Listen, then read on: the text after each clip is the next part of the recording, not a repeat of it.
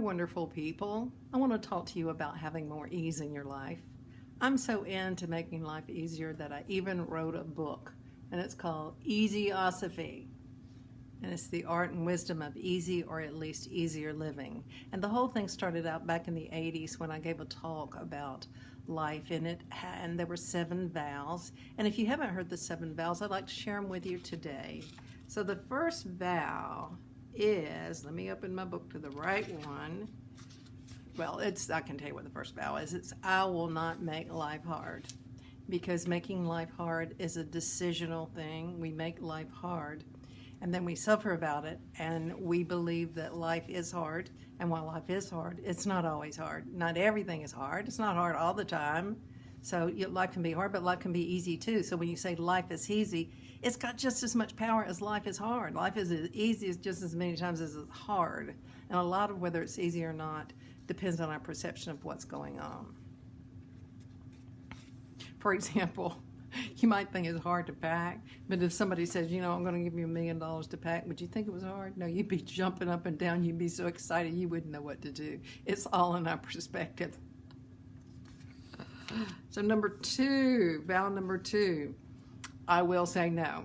No is something that we have to learn how to say. It's a boundary, and we have to learn how to have a boundary of no, because if we don't, we could never have a great yes. We can't have a yes unless we have a good no. We've got to learn how to say no, because what happens if we're not really clean with our yeses and nos, then we tend to say yes when we mean no, and then we squirrel out of it, and our subconscious mind says, this person doesn't know what yes and no really are about. She says yes when she means no, and she doesn't say no at the right times. So we have to learn how to say no, and we say it firmly. One of the things I love in the chapter about saying no is that when we say no, we want to say no to the idea or no to the request, but not no to the person, because we don't want to act like they're really bad for asking us. We just want to say, it's like, oh wow, well,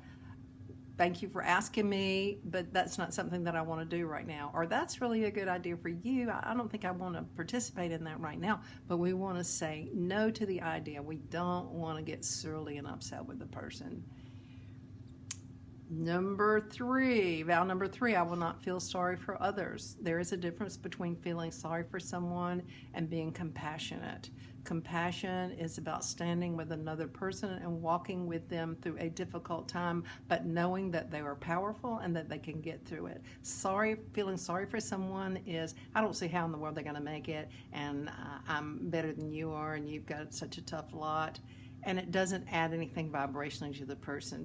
People can feel when we're feeling sorry for us. We want to be compassionate. I'm here. I love you. I'm with you. If I can do anything, let me know. But not, oh, what's going on? It's like, I'm here if you need me. I know this is really terrible. I mean, if somebody says that to you and it's like, what's wrong? You don't look so good today. That's not the right place to go with it.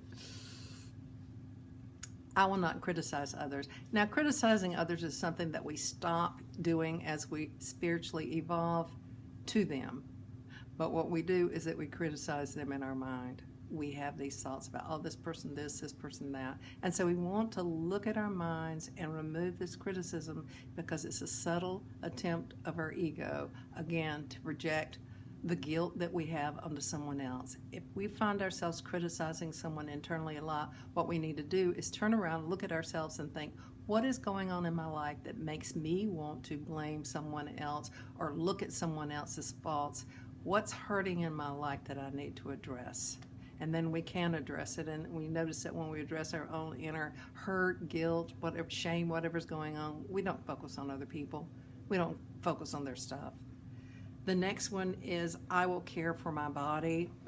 And our bodies are our most valuable possession, and we want to eat well, we want to exercise, we want to do the very best we can do, and we also want to appreciate and love them. Regardless of what shape our body is in, we need to love it. For example, my hips, I have some problems. Sometimes they hurt or have sciatic nerve.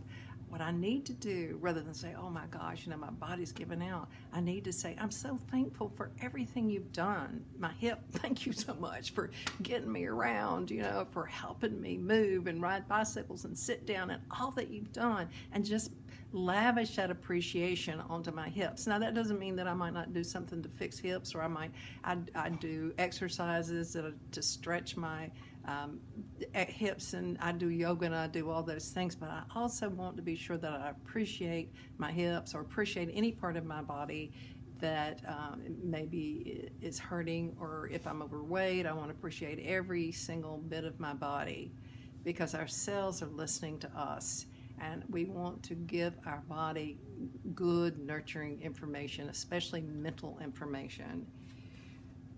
The next vow is, I will create a sacred space.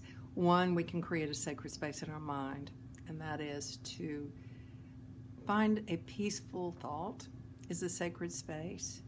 To even imagine a sacred space. For example, maybe you really like the ocean, and one of my sacred spaces in my mind is to go and see the ocean waves just coming in and out, and it relaxes my mind. Or we might want to create an altar in our home in which we have a candle, or maybe a picture of a master or a saint, or someone we love, maybe a picture of our mom or our dad, or somebody or our loved one. But it's a place that it especially makes us feel good. Somebody came in my home one time when I lived in the Memphis, and they said, my gosh, you've got about 10 altars in your house. And I said, what? I didn't know what they were talking about. And I looked around, and I could see what they were saying, because they were little collections of things that I really loved and admired. Maybe a little place where there was a picture and a flower. And it was like, yeah, that is a sacred space, because I feel good when I come to it. And I even learned sometimes to take some little things, objects, and put them in a little box. And if I traveled, to take the box out, and if in a motel room, to spread out a little cloth and put those things down, because they made me feel at home. They made me feel safe. And so the final vow is, I will talk louder, and I will listen and remain silent.